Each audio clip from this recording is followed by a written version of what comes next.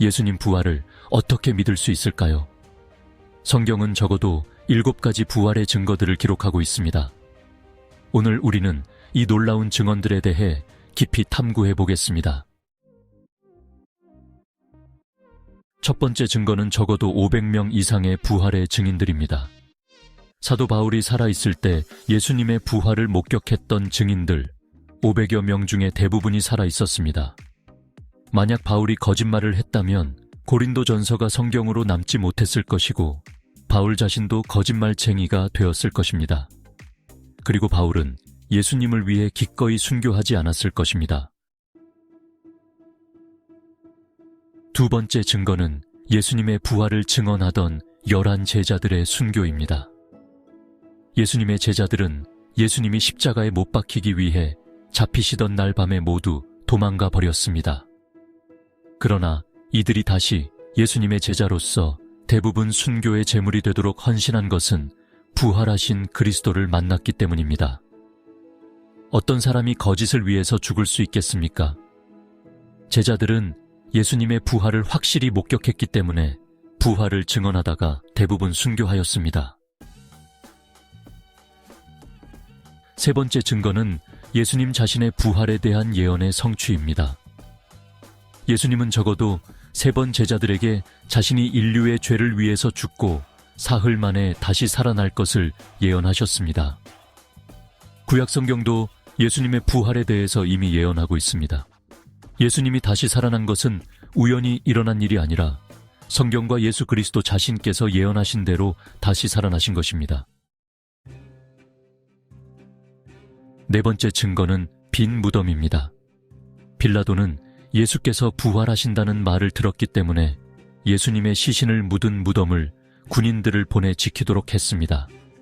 그런데 예수님이 부활하시자 하늘에서 천사가 내려와서 무덤의 돌문을 열었고 군인들은 혼비백산하고 도망쳤습니다. 무덤을 일찍 방문했던 여인들과 제자들은 예수님이 부활하시고 무덤에 계시지 않은 사실을 확인했습니다.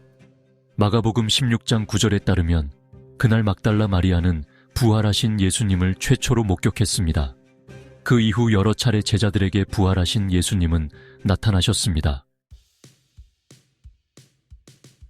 다섯 번째 증거는 제자들의 변화된 삶입니다.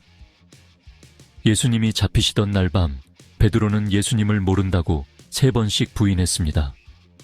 그러나 그는 부활하신 그리스도를 목격하고 오순절에 성령이 임하시자 완전히 새로운 사람으로 변화되었습니다.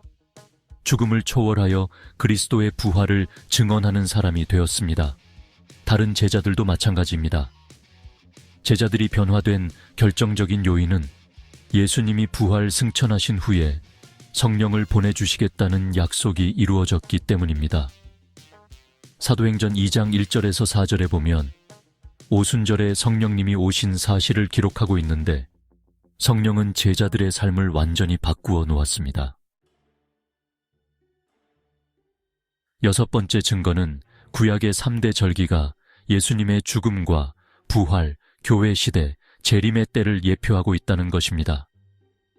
구약의 3대 절기는 예수님의 죽음과 부활과 신약교회 시대의 시작과 재림의 때를 예표하는 놀라운 상징적인 의미가 있습니다. 유월절은 예수 그리스도의 대속적 죽음을 통한 구원을 예표하는 절기입니다. 어린 양의 죽음과 피를 통해 이스라엘 백성이 살아났듯이 예수 그리스도의 죽음과 그의 보혈을 통해 믿는 자는 영적으로 살아나게 되었습니다. 유월절 이후 첫 안식일 다음 날, 보리 첫 수확을 드리는 날이었습니다. 보리 첫 수확을 드리는 날은 그리스도께서 부활의 첫 열매로 다시 살아나신 날을 예표합니다. 예수님은 유월절에 돌아가셨고 안식일 다음 날 다시 살아나셨습니다. 이로부터 49일 후에 77절 혹은 오순절이 있는데 이는 밀 첫 수확을 하나님께 드리는 날이었습니다. 이날 오순절에 성령님이 강림하시고 신약의 교회 시대가 시작되어 수많은 영혼을 수확하게 되었습니다. 베드로의 설교로 하루에 3,000명이 주께로 돌아오게 되었습니다. 제7월 15일에서 22일까지는 초막절인데 이는 모든 수확을 끝내고 광야 생활을 기념하면서 초막에서 일주일 보내면서 지킨 절기입니다. 초막절은 수장절이라고 하는데 이는 모든 수확을 끝내고 하나님께 감사드린 절기이기도 합니다. 이는 주님이 재림하시고 모든 영혼을 수확하여 하늘나라 곳간으로 옮기는 재림의 때를 예표합니다. 이스라엘 3대 절기는 필연적으로 그리스도의 죽음과 부활과 교회 시대, 주님의 재림의 때를 예표하고 있습니다.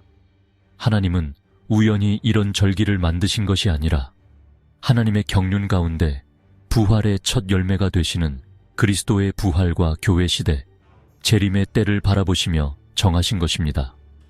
신학적으로 이를 모형론이라고 합니다. 7번째 증거는 지금은 안식일이 아니라 주일을 성일로 지킨다는 사실입니다. 유대인들은 오랫동안 안식일, 토요일을 쉬는 날로 지켰습니다. 안식일 준수는 유대교의 상표와 같이 중요한 날입니다. 그런데 그리스도께서 안식일 다음 날 부활하심으로써 안식일에서 주님의 부활을 기념하는 주일, 일요일을 성일로 지키게 되었습니다. 이런 변화는 그리스도의 부활의 강력한 증거입니다. 주님의 부활을 기념하여 모이면서 기독교는 안식일이 아니라 주일을 지키게 되었습니다. 예수 그리스도의 부활은 그의 재림의 강력한 보증이기도 합니다. 예언대로 예수님이 부활했듯이 예언대로 예수님은 반드시 다시 오실 것입니다. 예수님의 초림을 약 350여 회 직간접적으로 예언하고 있듯이 재림은 380여 회 예언하고 있습니다. 그때가 이제 매우 가깝습니다. 마태복음 24장에는 주님의 재림의 징조들을 여러 가지 예언하고 있습니다. 대부분 이루어졌습니다. 예수님의 재림이 문 앞에 가까이 다가왔습니다. 누구든지 주의 이름을 믿는 자는 구원을 얻게 될 것입니다. 시청해 주셔서 감사합니다.